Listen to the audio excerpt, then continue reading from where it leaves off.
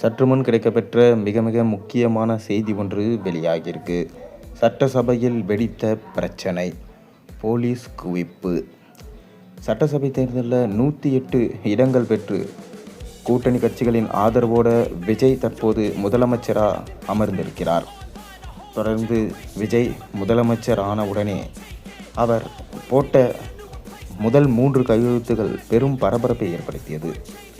அதைத் தொடர்ந்து பார்த்தீங்கன்னா, திமுக தலைவர் ஸ்டாலின் அவர்கள் போட்ட கணக்கு அனைத்தும் தற்போது தவிடுபொடியாகிவிட்டதாம். ஏனென்றால் ஆரம்பத்தில் விஜய் பதவியேற்பதற்கு முன்னால் திமுகவும் அதிமுகவும் சேர்ந்து நடத்திய நாடகம் தற்போது அம்பலமாகியிருக்கிறது. விஜய் பதவியேற்பதற்கு முன்னால் திமுகவும் அதிமுகவும் சேர்ந்து இணையலாம் என்கின்ற திட்டத்தை ஸ்டாலின் அவர்கள் தீட்டியுள்ளார். தொடர்ந்து எடப்பாடி பழனிசாமியும் ஸ்டாலின் அவர்களும் சந்தித்த விஷயம் உண்மைதானாம். அதை சி.வி. சண்முகம் தற்போது விளக்கமாக கூறியுள்ளார். தொடர்ந்து எடப்பாடியுடன் பல மணி நேரங்கள் ஸ்டாலின் விவாதம் செய்தாராம். திருமாவளவனை முதலமைச்சர் ஆக்கிவிடலாம், உதயநிதி ஸ்டாலினை துணை முதல்வர் ஆக்கிவிடலாம் என்றெல்லாம் கணக்குகள் போடப்பட்டலாம். இதனால் சி.வி. சண்முகம் தரப்போ மிகவும் கடுமையாக டென்ஷனாகி எடப்பாடியை விட்டு வெளியேறியதாகவும் தகவல்கள் வெளியாகியிருக்கு. மேலும் அதிமுக ஆலோசனை கூட்டம் எடப்பாடி பழனிசாமி அவர்களின் வீட்டில் நடந்துள்ளது. ஆனால் எடப்பாடியோ கண்டிப்பாக திமுகவுடன் கூட்டணி வைக்கலாம், திருமாவளவனுக்கு ஆதரவு தெரிவித்து அவரை நாம் முதலமைச்சராக்கி விடலாம், திமுகவும் நமக்கு ஆதரவு தெரிவிக்கும் என கூறியிருக்கிறார். ஒரு கட்டத்தில் இருவருக்கும் வாக்குவாதம் முற்றவே சி.வி. சண்முகம் எடப்பாடியை சேரால் ஓங்கி அடித்துள்ளார். ஜஸ்ட் மிஸ்ஸில் தப்பித்த எடப்பாடி, இது என்னுடைய வீடுடா, நீங்கள் இந்த மாதிரி பண்ணுறீங்கன்னா வெளியே போய் பண்ணிக்கோங்க, என் வீட்டில் நான் வச்சது தான் சட்டம் என கூறியிருக்கிறார்.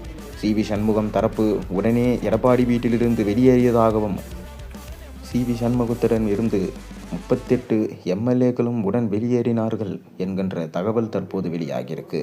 மேலும் எடப்பாடி தரப்பு வெறும் 17 எம்எல்ஏக்கள் இருக்கிறார்களாம். அதனால் திமுகவும் அதிமுகவும் ஒன்றிணைவது உறுதியான தகவல்தான் என தற்போது சி.வி. சண்முகம் கூறியிருக்கிறார். அது மட்டுமில்லாமல் இன்று சட்டசபை 2வது நாள், முதல் நாளில் விஜய் அவர்கள் எம்எல்ஏவாக பொறுப்பேற்றுக் கொண்டார். விஜயுடன் சேர்த்து மற்ற எம்எல்ஏக்களும் சட்டசபையில் பொறுப்பேற்றுக் கொண்டார்கள். அதைத் தொடர்ந்து இன்று 2வது நாள் சட்டசபையில் மிகவும் கலகலப்பாக விஜய் பேசியிருக்கிறார். தொடர்ந்து உதயநிதி ஸ்டாலினும் எதிர்க்கட்சியாக அமர்ந்து விஜய்க்கு எதிரான பல கேள்விகளை கேட்டதாக சொல்லப்படுகிறது.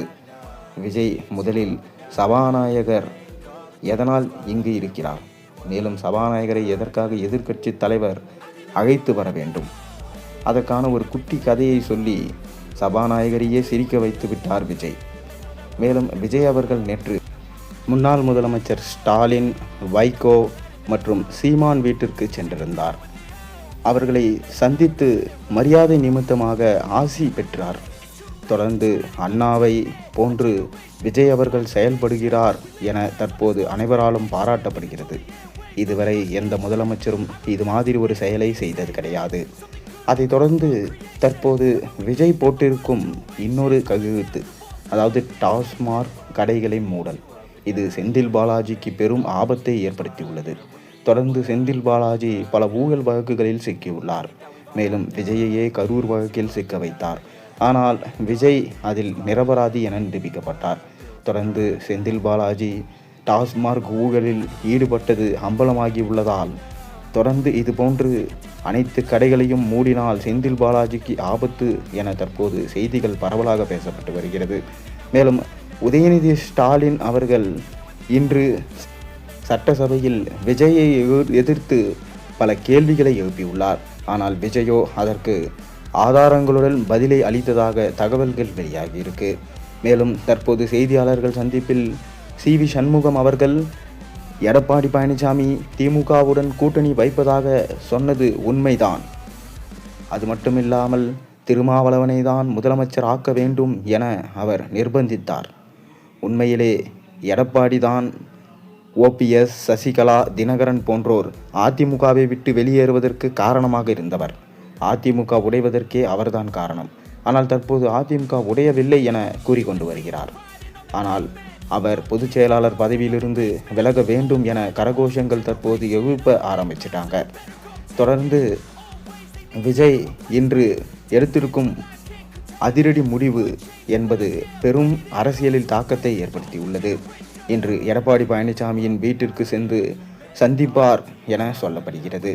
ஆனாலும் எடப்பாடி பதவியேற்ற போது விஜய்க்கு அவர் வணக்கம் தெரிவித்திருந்தார். ஆனால் விஜயோ அவருக்கு திருப்பி வணக்கம் தெரிவிக்கவில்லை என கூறப்படுகின்றது.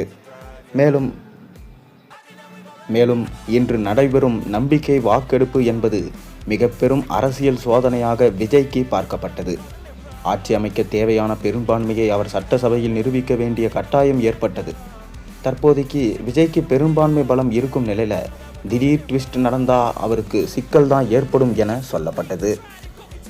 அதாவது 108 தொகுதிகளில் வெற்றி பெற்ற Vijay CPM, CBI, Thirumavalavan, IUML போன்ற கட்சிகளின் கூட்டணிகளால் தான் தற்போது முதலமைச்சராக மாறியிருக்கிறார். ஆனால் எப்போது வேண்டுமானாலும் இவர்கள் கூட்டணியிலிருந்து வெளியேறலாம், அதுதான் திமுகவின் சதி என சொல்லப்பட்டது. ஆனால் தற்போது CV சண்முகம் தரப்போ விஜயை சந்தித்து விஜய்க்கு ஆதரவு தெரிவிக்க இருப்பதாகவும், அதனால் விஜய்க்கு பெரும்பான்மையுடன் ஆட்சி அமைக்க தற்போது பலம் கிடைக்கும், இதனால் திமுகவால் எதுவும் செய்ய முடியாது, எடப்பாடி அவர்களின் சதியும் தற்போது வெளிவந்துவிட்டது, இதனால் இனிமே திமுக வெறும் பொம்மை அரசாக தான் இருக்கும், எதிர்க்கட்சி தலைவராக இருக்கக்கூடிய உதயநிதி ஸ்டாலின் அவர் விஜயை எதிர்த்து கேள்விகளை கேட்க வேண்டும். ஒருவேளை அவரால் சிறப்பாக எதிர்க்கட்சி தலைவராக இருக்க முடியவில்லை என்றால் கடைசி வரை பொம்மை எதிர்க்கட்சி தலைவராக தான் அவரும் இருந்துவிட்டு செல்ல வேண்டும். விஜயை எதிர்த்து கேள்வி கேட்க ஆளே இல்லாமல் சென்றுவிடும். அதனால் திமுகவின் எதிர்காலமே அஸ்தமனம் ஆகிவிடும். பிரேமலதா விஜயகாந்தும் விஜய்க்கு நன்றி, விஜய் போன்ற இளைஞர் தான் தமிழ்நாட்டை ஆள வேண்டும் என விஜய் பக்கம் சாய்ந்து விட்டார். இதனால் தொடர்ந்து திமுக தலைவர் ஸ்டாலின் அவர்களின் கனவு என்பது கனவாகவே சென்றுவிட்டது. அது மட்டுமில்லாமல் துர்கா ஸ்டாலினும் விஜயின் மீது கோபமாக தான் இருக்கிறாராம். காரணம், விஜய் முதலமைச்சராக பதவியேற்றது. தற்போது உதயநிதி தான் முதலமைச்சராக இருக்க வேண்டும். ஆனால் அந்த இடத்தில் விஜயை பார்க்கும்போது தனக்கு மிகவும் கோபம் வருவதாக துர்கா ஸ்டாலின் தற்போது ஸ்டாலினிடம் கூறியதாக பரபரப்பு செய்தி வெளியாகி இருக்கிறது. ஆனால் விஜய் அவர்கள் அனைத்து சட்டமன்ற உறுப்பினர்களும் அவையில் உள்ள அனைவரும் சமம், அவர்கள் எப்போது வேண்டுமானாலும் பேச அவர்களுக்கு உரிமை உண்டு என விஜய் கூறியுள்ளாராம். திமுகவுக்கு இனி எப்படி சவாலாக இருக்க போகிறது? உதயநிதி ஸ்டாலின் எதிர்க்கட்சி தலைவராக சிறப்பாக செயலாற்றுவாரா என்பதை பொறுத்திருந்து பார்க்கலாம். நீங்கள் என்ன நினைக்கிறீங்க? உங்கள் கருத்துக்களை சொல்லுங்கள்.